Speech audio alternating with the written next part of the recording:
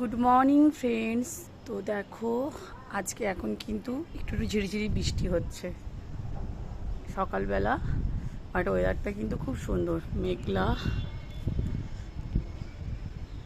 দেখেছো?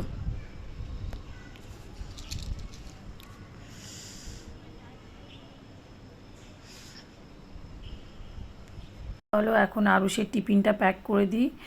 ওর স্কুলের টাইম হয়ে এসছে, ও স্নান টান করে রেডি হয়ে গেছে। আমি এখন ওর টিফিনটা প্যাক করে দিচ্ছি। দেখো, আজকে ওকে আমি পোহা দিচ্ছি।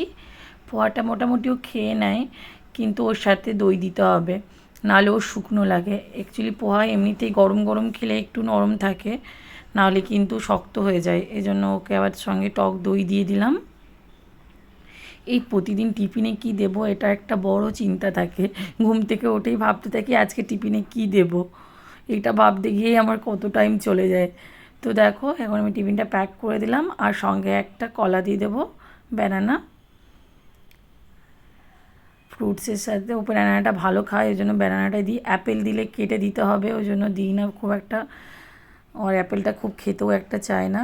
তো ব্যানানাটা এখন বক্সের মধ্যে ভরে দিলাম। তো চলো, আজকের মতো টাটা।